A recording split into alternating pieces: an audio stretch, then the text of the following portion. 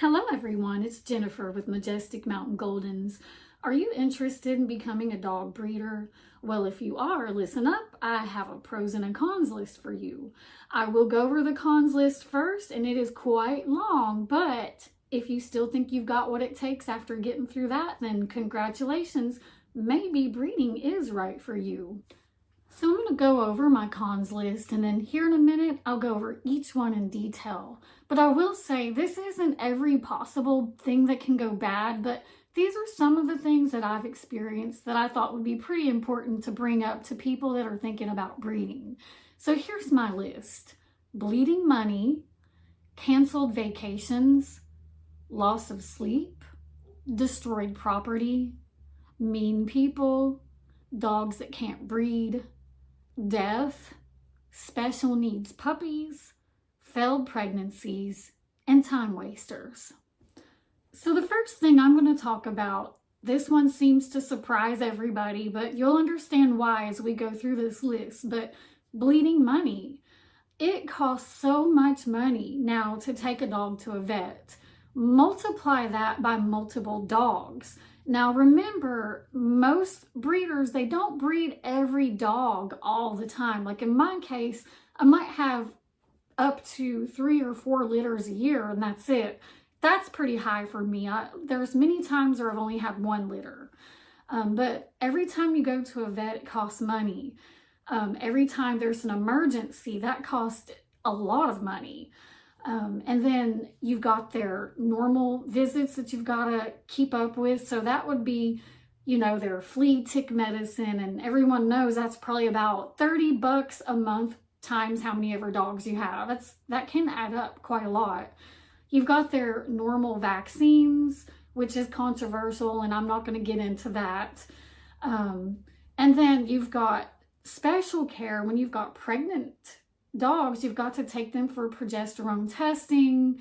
You've got to, possibly get x-rays or ultrasound. And I spent a lot of money. I did purchase my own ultrasound machine, but it cost $2,000. And then you've got, things that go wrong. And there's always things that are going wrong. When you're breeding an animal, you cannot expect that everything's just going to go perfectly fine, smooth delivery, smooth, transition puppies to home.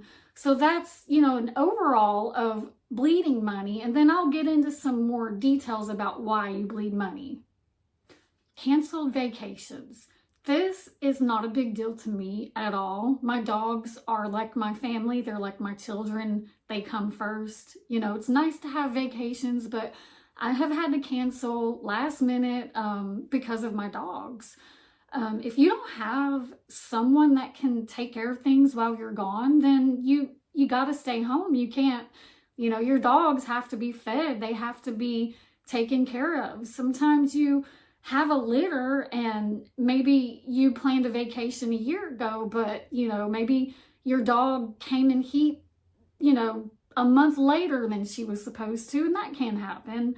And so it's really, really hard to plan ahead. We just, we go with it. We roll with the punches. Now, for someone that is very, very, very into vacations and it's really important to them, it may not be right for you, but, you can make it work if you're willing to try. Losing sleep. So yeah, I'll roll with this one a little bit. When you work full time though, like I have always done, it's really, really difficult. But like during the labor process, if the mama goes into labor in the middle of the night, that is really, really, really tough. So a lot of times they start laboring for whatever reason, like 10, 11, 12 o'clock at night, and you're not done till well into the next day. That is so, so difficult. And if you don't have a great job where you can either call in or, maybe take a day when you're going to have a laboring mom like I would do, then it's going to be really, really difficult. Losing sleep is very hard in the moment when you've gone like 2 or 3 days. I roll with it. It's going to be a big problem for some people. If you can't function on lost sleep, then it's not going to work for you. destroyed property. Oh my goodness, this one right here. You've got to have a lot of funds set aside to fix things. And you do learn, you know, like we have shuffled things around. We have built fences. We've redone fences. We have figured out systems to where we can keep our dogs separated. Remember, you know, a dog is destructive. The bigger the breed, the more destructive they become.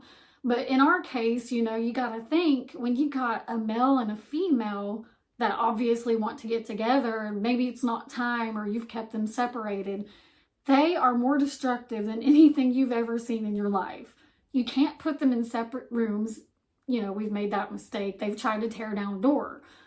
So you have to spend money on property. You've got to fix things, scratches.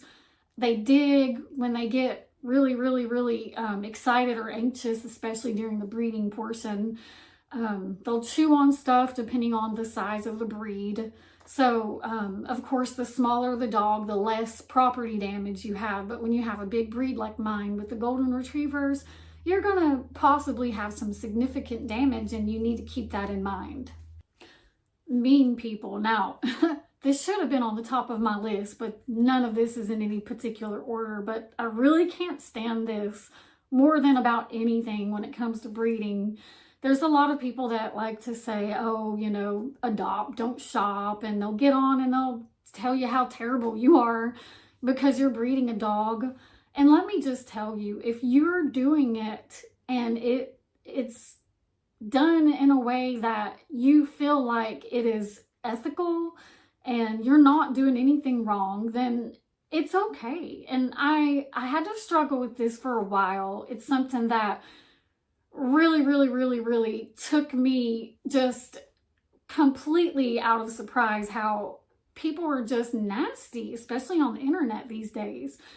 But, you know, you have to either toughen up or just expect it and know that it's going to happen. But people are going to say awful things. And then I will make a video at some point about, you know, what makes a breeder ethical and what makes a puppy mill. And that's what you got to tell yourself. If people are being mean, but maybe they're right, again, you don't need a breed. You just need to take a step back, take a look at what you're trying to achieve, and if it's for the right reasons, then you're just going to have to ignore it. If you can't, then this is not going to work for you. Dogs that can't breed. There's a couple of reasons why they can't breed. One, failed health test, which again goes back to bleeding money, because you can spend an exorbitant amount of money on health tests, purchasing a dog, and, you know, just trying everything to get a good dog, and then they can't breed because maybe they have nasty elbows, and you don't want that to pass to the puppies. But the other reason is, you know, they may not physically be able to breed. You know, there are dogs that are infertile, or a male that has, you know, bad semen, sterile. But when the worst thing that I've come across is I've spent so much money trying to get a dog ready to breed, and then they couldn't. One time I had a dog that had horrible elbows. I had spent so much money, like thousands of dollars on this dog, and I could not breed him because he had bad elbows. A bad breeder would breed him anyway, but I couldn't do that. I've put away, this point, 3 or 4 dogs because they didn't pass health tests, and that's thousands of dollars per dog that's lost. It's absolutely astronomical. So if you can't get past that and know that, you know, there's going to be times where you just get a, you know, I'm not going to say a bad dog because none of them are bad, but maybe an unbreedable dog, then this is not going to work out for you. Death. I cannot express how heartbreaking the death portion of breeding is. I have had, at one point, almost an entire litter die on me. Nobody ever figured it out. We did a necropsy, sent the puppy off, and it was just one of those things. It just happened. That was going back to the loss of sleep, bleeding money. You know, I can't even begin to explain how horrible. Everybody wants to think, oh, puppies, you know, they're, you know, you just get to cuddle and play all the time. But when it comes to the death of a puppy, anytime, it is absolutely heartbreaking. I felt responsible, even though I know technically I wasn't, but you just have this deep, just, awful feeling like, I was supposed to be watching those puppies and, making sure that everything was fine with them, which I did everything fine. It just was a horrible tragedy. But, a lot of litters you'll lose one during the birthing process. I've gotten a little more used to that, but I never like it. It always breaks my heart. We've not lost a adult dog yet, but I'm always preparing myself. I know that one of the things that I dread the most is losing a mom during a labor process. That is extremely rare, but if that ever happens, I just don't know if I could carry on. But it's just one of those things that you have to really think about.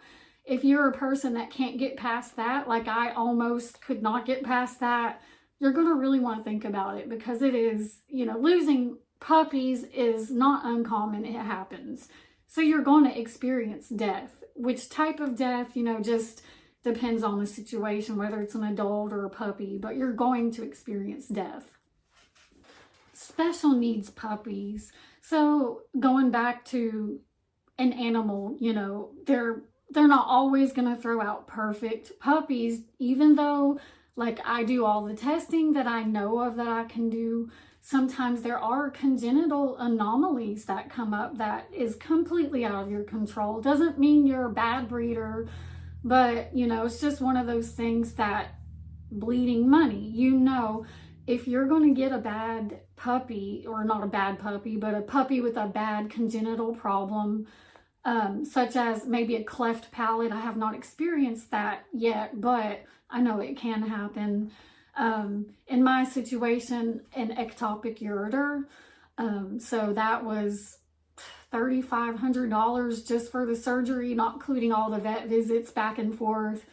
So I kept that puppy, took care of the surgery, made sure that it was placed. And that's just something, the cost of that dog and taking care of that puppy and then not getting any money selling it. Of course, you're not going to sell a dog that had a problem like that.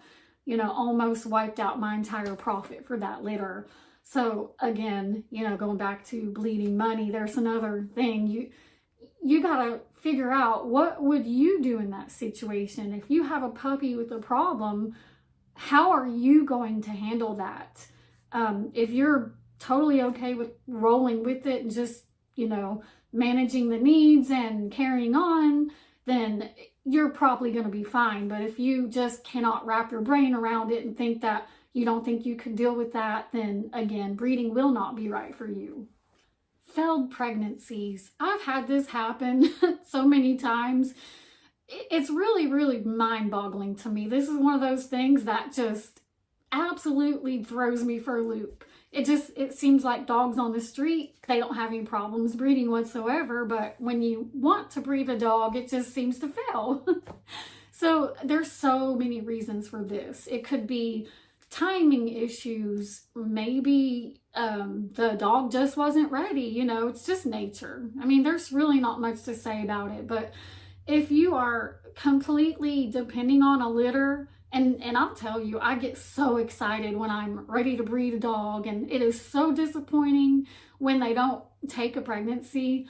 But I don't ever want to feel like I'm completely depending on a litter, because that's not really a great situation to be in. It makes you have pressure and do things that maybe you shouldn't, as far as like maybe breeding dogs that you shouldn't, or timing that you shouldn't. For example, I skip litters if I feel like a mom isn't ready. Sometimes they'll lose all their hair, lose all their weight, and not bounce back.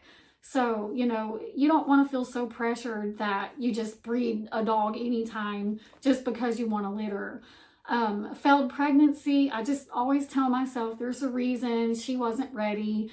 And it's okay. You just got to tell yourself, yes, that was so disappointing, but it's okay.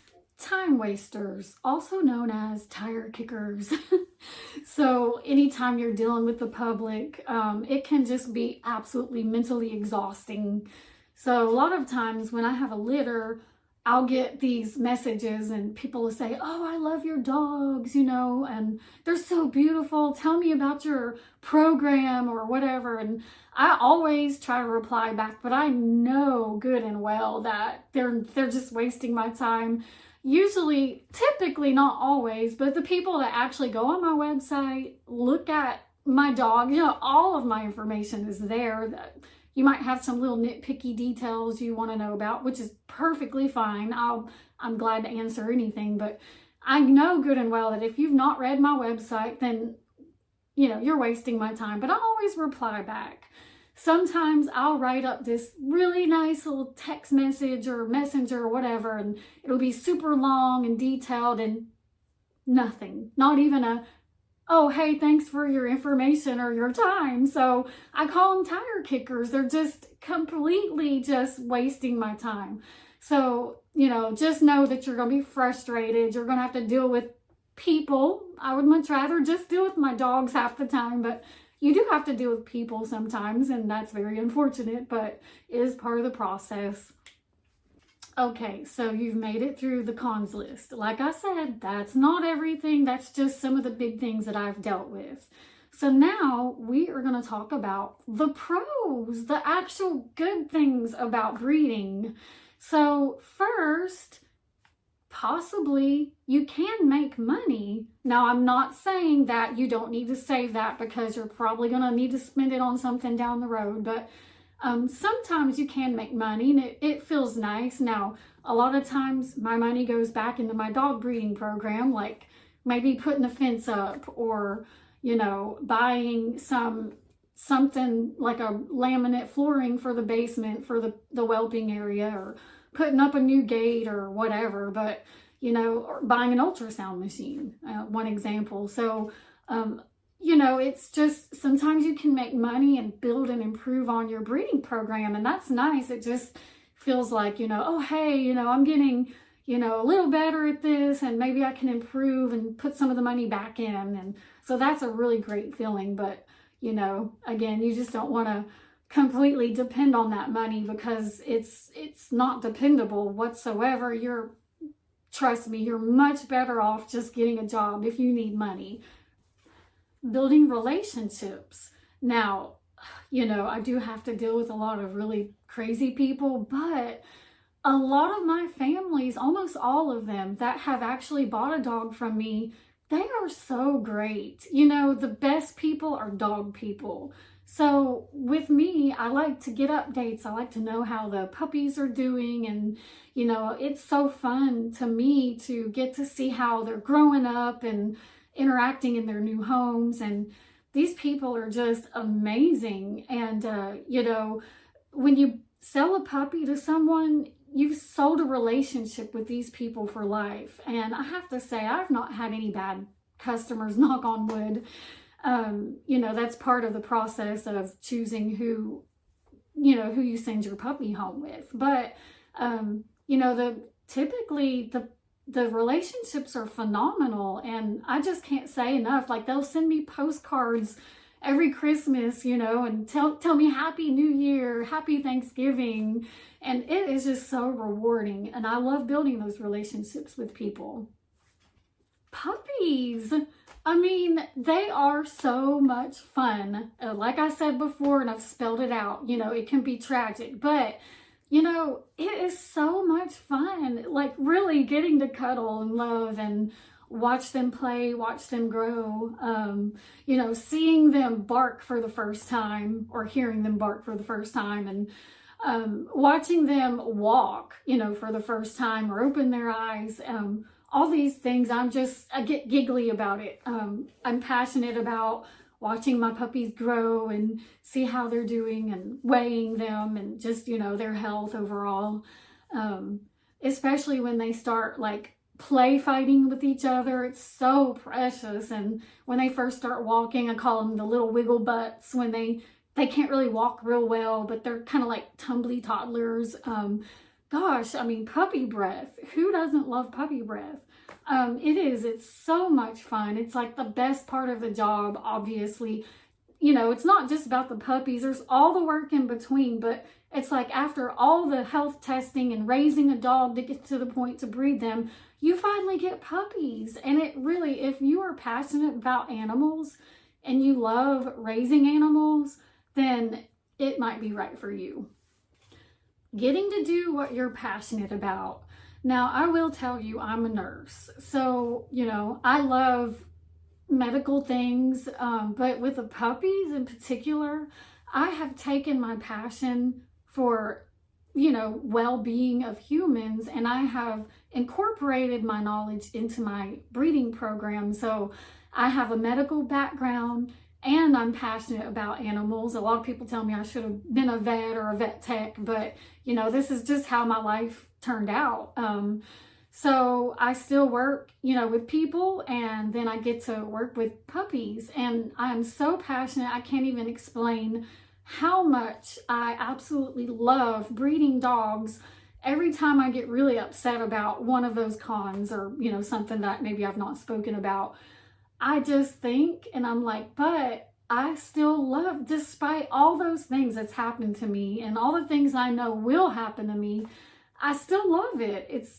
It's such a deep-rooted passion. I love meeting people when they come in my door and they're playing with the puppies, and like I said before, seeing how they grow in someone's home and building those relationships.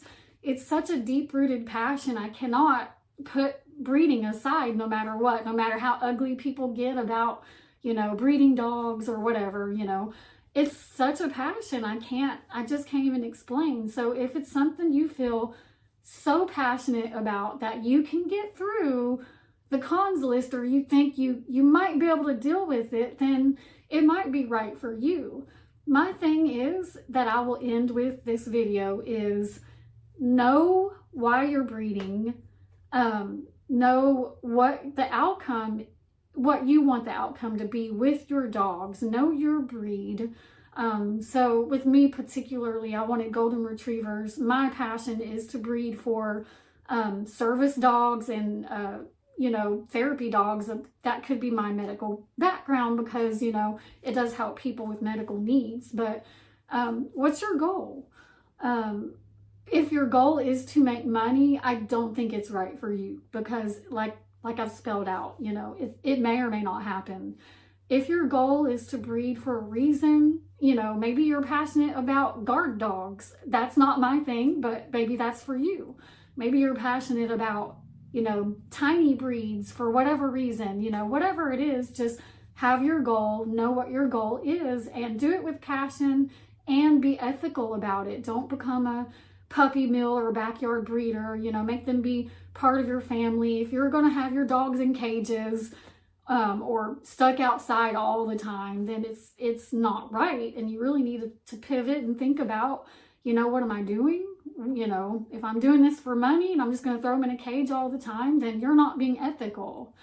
I hope this video's helped you. Again, I think I will at some point make a video about what makes an ethical breeder versus a puppy mill.